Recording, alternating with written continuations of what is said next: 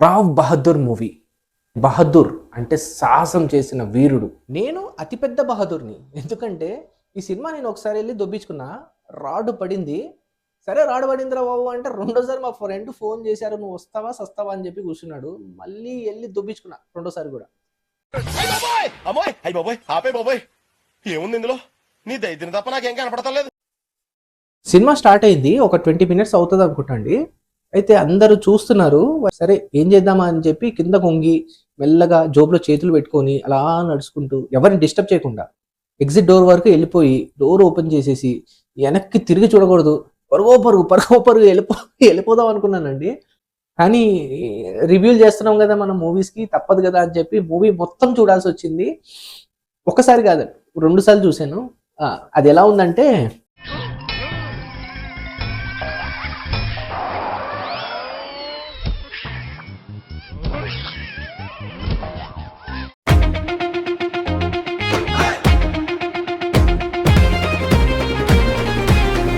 Only ఈ ఒక్కసారికే వస్తుంది అలా లేచి వెళ్ళిపోయే మూమెంట్లు అనుకున్నానండి. కానీ సినిమా చూస్తున్న కొద్దీ వస్తూనే ఉన్నాయి, ఆ మూమెంట్ వస్తూనే ఉన్నాయి. అరే ఏంట్రీ ఇది, పేషెన్స్కి కూడా ఒక లిమిట్ ఉంటుంది కదరా, ఎట్లా చూస్తారా, మరీ రివ్యూలు చెప్తే మొత్తం సినిమా మొత్తం ఎట్లా చూస్తున్నారా అని నాకు నేనే ఒక 10 సార్లు అనుకుని ఉండొచ్చు.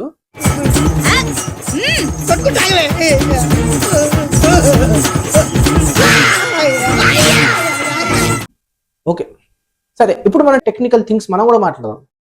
డిఓపి, డైరెక్టర్ ఆఫ్ ఫోటోగ్రఫీ ఎవరు చేశారో కానీ అదొక అద్భుతమైన కళాఖండాన్ని చేశారు.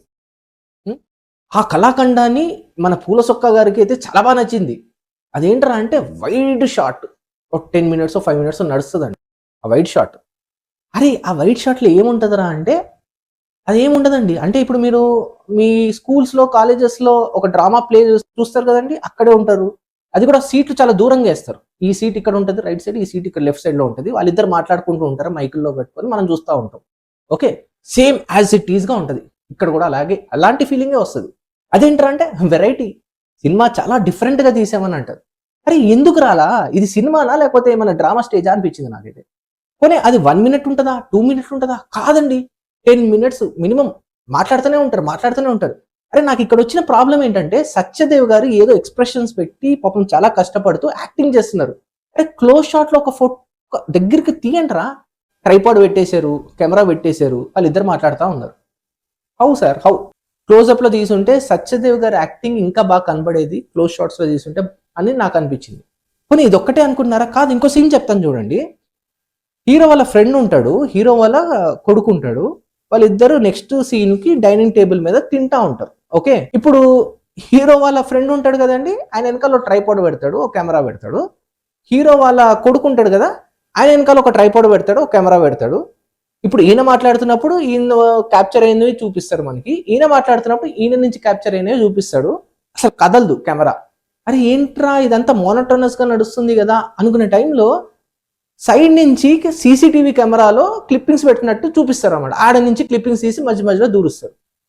ఎందుకు రా, కొంచెం కష్టపడచ్చు కదా, అటు ఇటు తిరగచ్చు కదా, క్లోజ్ షాట్స్ తీసుకోవచ్చు కదా, వాళ్ళ ఎక్స్ప్రెషన్స్ క్యాప్చర్ చేయొచ్చు కదా, అందరు మంచిగానే యాక్ట్ చేస్తున్నారు కదా. లేదు, వెరైటీగా తీయాలి, వెరైటీగా. సరే ఇదిలా ఉంటే మన పూల సొక్క భయ్య ఏమంటాడంటే, సినిమాలో వరల్డ్ బిల్డింగ్ ఎక్స్ట్రాడినరీ ఉంది భయ్య, టెక్నికల్లీ టాప్ నాచ్ ఉంది. హాలీవుడ్ సినిమాలకి ఏమాత్రం తీసిపోదు, beat costumes or art direction. ఇవన్నీ హాలీవుడ్ రేంజ్ లో ఉన్నాయని చెప్పి మరి సార్ చెప్తున్నారు. మరి ఈ మూవీలోనే హాలీవుడ్ కళలన్నీ కనబడ్డాయా, ఇది వరకు మూవీస్ లో కనబడలేదా? కల్కిలో ఎలా ఉందండి, హాలీవుడ్ స్టాండర్డ్స్ మీట్ అయినట్టు నాకు అనిపించింది. ఎంత మంచి బ్రహ్మాండమైన సినిమా. కానీ మన భయ్యాకి మాత్రం గ్రీన్ మ్యాట్, తర్వాత ఫోకస్ సరిగా లేదు, కెమెరా లెన్స్ యాంగిల్ సరిగా లేదు, ఇన్ని చెప్పాడే. మరి ఇక్కడ అదే లాజిక్ ఎందుకు అప్లై కాదు? ఓహో, కల్కిలో ప్రభాస్ గారు కాబట్టి ఒక న్యాయము, ఇక్కడ మరి మనకి ఏముందో తెలియదు కానీ ఇక్కడ మాత్రం డిఫరెంట్ న్యాయం. వా, నాకు ఈ సినిమా మొత్తం మన బార్బల్ భయ్యాని సాటిస్ఫై చేద్దాం అన్నట్టు తీసినట్టు అనిపించిందండి. అవును, ఎందుకంటే ఆయనకి చాలా డౌట్స్ వస్తుంటాయి కదా మూవీ రివ్యూస్ ఇచ్చేటప్పుడు. సో ఆయన డౌట్స్ ని క్లారిఫై చేసేయాలని చెప్పేసి కొన్ని క్లారిఫికేషన్స్ పెట్టారా అన్నట్టు నాకు అనిపించింది. అది ఎక్కడ అంటే, ఇప్పుడు సినిమాలో హీరో అంతా ఒక లెవెల్లో ఉంటాడండి, దాని తర్వాత సడన్ గా ఆయన మారిపోతాడు. అరే ఎలా మారిపోయాడు అని చెప్పి మన బార్బల్ గారు ఏమైనా డౌట్ అడుగుతారని చెప్పి దాన్ని కవరప్ చేయడానికి ఒక సీన్ పెడతారు. ఏంటంటే హీరో బ్రెయిన్ కట్ చేసి బ్రెయిన్ వాష్ అయిపోయినట్టు, తర్వాత కట్ చేసి మళ్ళీ కుట్లు వేసేసి పంపించినట్టు పెడతారు. దానికోసం పెట్టారా సార్? నాకు అర్థం కదా సీను. అంటే అది పెట్టకపోయినా ఓకే సార్, మేము అర్థం చేసుకుంటాము. కానీ అది చూసిన తర్వాత ఏమైంది తెలుసా? ఆ సినిమా చూసి బయటకు వస్తున్నప్పుడు నాకు కూడా అదే ఫీలింగ్ సార్. నా బ్రెయిన్ ఏదో ఇలా కట్ అయిపోయి బయటకు వచ్చేసిన ఫీలింగ్ వచ్చింది. దాని తర్వాత ఎప్పుడైతే పూల చొక్కా గారి రివ్యూ చూసానో, ఇంకా దాని మీద హార్పిక్ తర్వాత ఫినాయిల్ అన్ని వేసి టాయిలెట్ బ్రష్ వేసి గట్టిగా తోమినట్టు అనిపించింది. దాని తర్వాత క్లోజ్ చేసి కుట్లేసి మళ్ళీ పంపించినట్టు అనిపించింది. పోనీ అలాగే సినిమా మొత్తం తీసారా అంటే కాదు, బార్బల్ గారి డౌట్స్ వచ్చేటట్టు వదిలేశారు.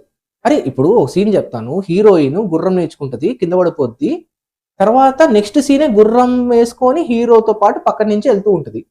మన బార్బల్ గారికి డౌట్ వస్తుంది కదా, అసలు హీరోయిన్ పడ్డాక ఎలా లేచింది, ఎలా గుర్రం నేర్చుకుంది, ఇవన్నీ చెప్పాలి కదా.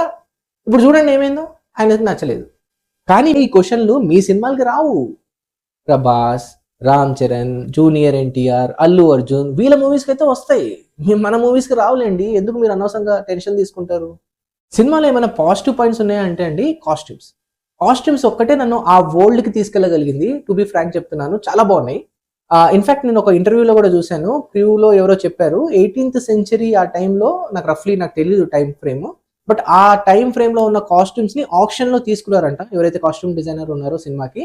అవే కాస్ట్యూమ్స్ హీరోకి అందరికి వాడడం వల్ల రియల్గా అథెంటిక్గా అనిపించింది. సినిమాలో నాకు అది చాలా పాజిటివ్ పాయింట్ లాగా అనిపించింది.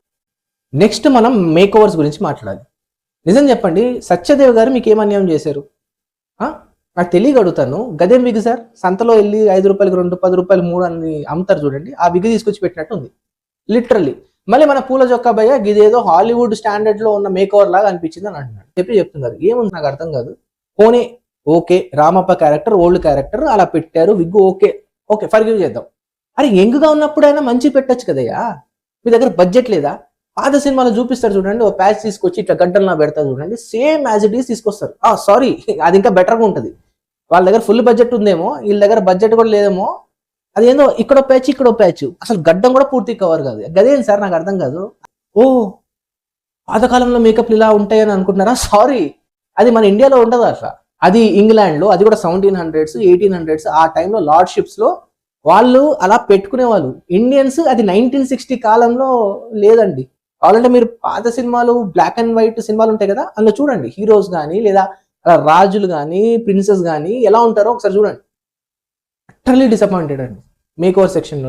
పర్ఫార్మెన్సెస్ వైజ్ అండి, నాకు ఒక చిన్న పిల్లోడు క్యారెక్టర్ చేస్తాడు అబ్బాయి చాలా బాగా చేశాడు అన్నట్టు అనిపించింది. అండ్ నెక్స్ట్ హీరోయిన్ కూడా చాలా బాగా పర్ఫామ్ చేశాడు అనిపించింది.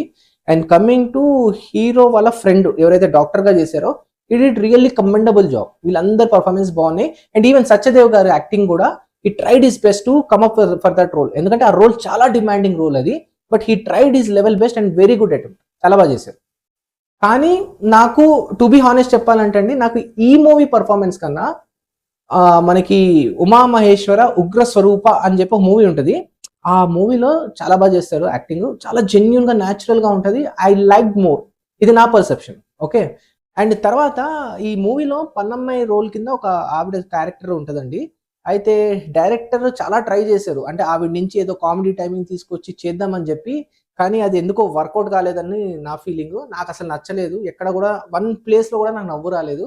అండ్ అక్కడక్కడ నాకు చాలా ఇరిటేటింగ్గా కూడా అనిపించింది అనమాట. అసలు ఇంత మాట్లాడుతున్నావు భయ్యా, అసలు మూవీ కాన్సెప్ట్ ఏంటి అని చెప్పి మీరు నన్ను అడిగితే, ఈ సీన్ చూడండి.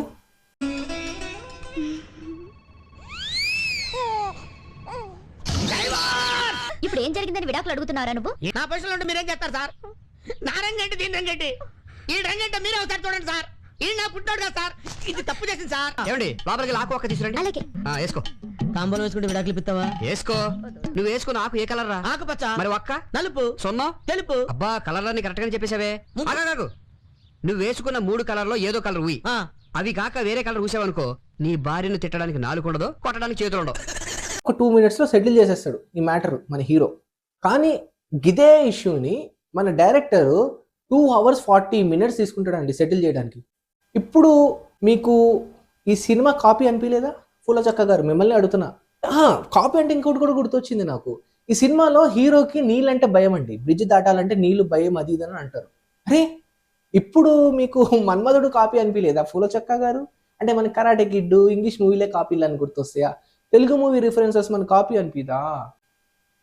ఈ సినిమా సీన్స్ ఉంటాయి భయ్యా, ఒక్కొక్కటి ఒక్కొక్క లెవెల్. 5, 6, 7 టైమ్స్ మీకు లేచి వెళ్ళిపోవాలనిపిస్తుంది. అంటే అది ఎందుకు పెట్టాడు రా, దేనికి పెట్టాడు రా, ఎందుకురా?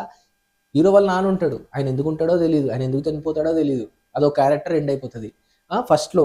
తర్వాత హీరో అండ్ మన హీరో ఫ్రెండ్ మధ్యన ఆ వైడ్ లెంత్ సీన్లో ఒక 10 నిమిషాలు నడుస్తుంది చర్చ.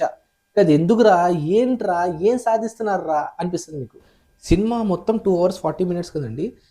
2 hours 40 minutesలో ఆ లాస్ట్ 30 minutes ఏదైతే ఉంటుందో, ఇప్పుడు నేను చూపించాను చూసారా సీను, గది సాల్వ్ చేస్తారు.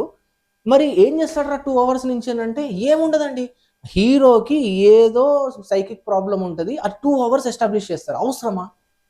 సరే పోనీ ఫ్లాష్ బ్యాక్ చూపించారు మధ్యలో అనుకుందాం. అరే ఆ ఫ్లాష్ బ్యాక్ అయినా ఎందుకురా అంత లెంత్, దానికి ఎందుకురా బుజ్జి? ఒక పావు గంటలో తీర్చేసే ఫ్లాష్ బ్యాక్ రా, స్టోరీ ఏముంది అందులో? అసలు నిజం చెప్పండి, ఈ సినిమా మొత్తం ఎవరైతే చూసారో గుండెల మీద చేసుకొని చెప్పండి, 20 minutes ఒక షార్ట్ మూవీ తీయచ్చు చెప్పేసానండి. ఇప్పుడు ఈ కాన్సెప్ట్ నేను చూపించాను కదా 2 minutes క్లిప్, పోనీ కొంచెం జనరస్గా తీసుకొని ఒక 5 minutes చూపించండి. సరే ఆ హీరో సైకిక్ నేచర్ని చూపించాలంటే ఇంకో 5 minutes తీసుకోండి. సరే వాళ్ళ ఫ్లాష్ బ్యాక్ చూపించాలంటే ఇంకొక 5 minutes తీసుకోండి సార్. అరే 15 minutesలో షార్ట్ మూవీ ఖతం చేసేయచ్చు అసలు ఈ మూవీ. దానికి 2 hours 40 minutes ఎందుకు సార్? సరే ఇప్పుడు మనం మెయిన్ ఇష్యూకి వచ్చేద్దామండి. అరే ఏమైందిరా నీకు, నువ్వు డైరెక్ట్గా రివ్యూ చెప్తున్నావు, ఏమైంది? మీకు అందరు కూడా తెలుసు, నేను సినిమాని మాక్సిమం ప్రమోట్ చేయాలనే చూస్తాను. సినిమా బాగాలేదంటే సైలెంట్గా ఓకే అండి నాకు నచ్చలేదని చెప్తాను, నచ్చితే నచ్చిందని చెప్తాను, వెళ్ళి గో అండ్ వాచ్ ఎంజాయ్ చేయండి అని చెప్తాను. కానీ నేను ఎందుకు ఇంత బ్లంట్గా మాట్లాడాల్సి వచ్చిందంటే, ఒక ట్రిగ్గర్ పాయింట్ ఉంటుందండి మూవీలో, అది నాకు ఐ డోంట్ లైక్ ఇట్. ఏం చేశారంటే సినిమాలో స్టార్టింగ్లో పాండురాజు గారి నరేషన్ వస్తుంది. అరే పాండురాజు గారు కొడుకులు పాండవులు, ఆయన కొడుకులు కాదు కదా, ఆయనకు తెలియదు కదా, అరే ఆయనకు అసలు పిల్లలు కలగరు కదా, ఈ పిల్లలు ఎలా వచ్చారు, వాళ్ళకి రాజ్యాలు ఎలా వస్తాయి, అది ఇదని మదన పడతా ఉంటాడు. ఓకే సరే, ఏదో హీఈస్ డిస్కసింగ్ తనలో తాను ఏదో అనుకుంటున్నాడు అని అనుకుంటాం. ఓకే ఇక్కడ కూడా ఓకే అండి. మధ్యలో అక్కడక్కడ పాండురాజు కుమారులు అంటారు. పాండురాజు కుమారులు అంటే పాండవాస్. ఓకే, కానీ నాకు ట్రిగ్గర్ పాయింట్ ఎక్కడ వచ్చిందంటే, సినిమాలో లాస్ట్లో ఒక 1 line డైలాగ్ ఉంటుంది. అదేమంటాడంటే, హీరో వాళ్ళ కొడుకుని ఇలా సీరియస్గా పట్టుకొని, అవునరా నువ్వు నా కొడుకు కాదు, నువ్వు ఎవడికో పుట్టావురా, ఎవడికి పుట్టావో తెలియదురా, డాష్ కొడుకా అంటాడు. సినిమాలో చాలా ఫిల్ ఇన్ ద బ్లాంక్స్ పెడతారు కదా, డాష్ గాంధీ అలా, ఇలా ఇక్కడ నేను డాష్ కొడుకా అని పెడతాను. జనరల్గా మీరు ఏం ఫీల్ చేస్తారు ఈ డైలాగ్కి? సినిమాలో ఏం చూపించారు తెలుసా, పాండురాజు కొడుకా. ఇప్పుడు రివ్యూవర్స్ అందరు ఎందుకంటే సైలెంట్గా ఉన్నారు అంటే, మీకు ఇది కనపడలేదా? సెలెక్టివ్గా కొన్ని కనపడతాయా మీకు? చాలా తప్పు ఇది. కొత్త బూతులు డిరైవ్ చేస్తారా ఏంటి? మన హిందూ మైథాలజీ నుంచి తీసుకొచ్చిన క్యారెక్టర్స్ని తీసుకొని సెన్స్ ఉండక్కర్లేదు. తీసే వాళ్ళకి కానీ, చూసే వాళ్ళకి కానీ, రివ్యూవర్స్ చెప్తున్న వాళ్ళకి కానీ ఎన్నో ఆబ్జెక్టిఫికేషన్ అన్ని చాలా మాట్లాడారు కదా. మీకు ఇది కనపడలేదా, వినపడలేదా, చెప్పాలనిపించలేదా?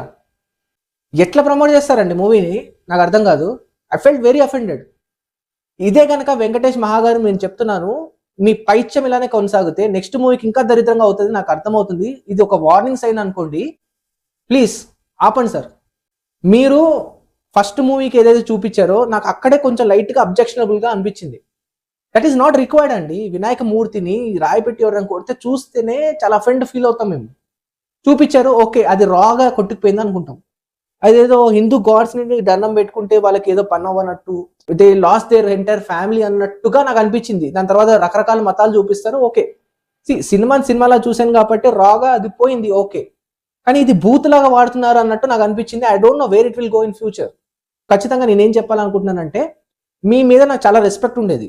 To be honest, care of Kancharapalem is one of my best film. కానీ ఈ మూవీ తీసిన తర్వాత మీ మీద రెస్పెక్ట్ మొత్తం పోయింది. ఫ్యూచర్ మూవీస్ తీసేటప్పుడు మీరు కొంచెం జాగ్రత్తగా ఉంటారు అని చెప్పి నా చిన్న మనవి. ఫైనల్ గా ఈ మూవీ రివ్యూ చెప్పాలంటే, నేను సినిమా థియేటర్కి వెళ్ళి మూవీని ఎంజాయ్ చేస్తానా అంటే డెఫినెట్లీ నో. ఓటీటీలో చూస్తానా అంటే 10 minutes మ్యాక్స్ అండి, స్కిప్ కొట్టేస్తాను. అది నా పర్సెప్షనే. సో నాకైతే మూవీ అస్సలు నచ్చలేదు. సో ఇది ప్యూర్లీ నా డెసిషన్. మీకు నచ్చితే కమెంట్ చేయండి, అయితే నిజంగా నచ్చలేదు. So that's all. Thank you so much.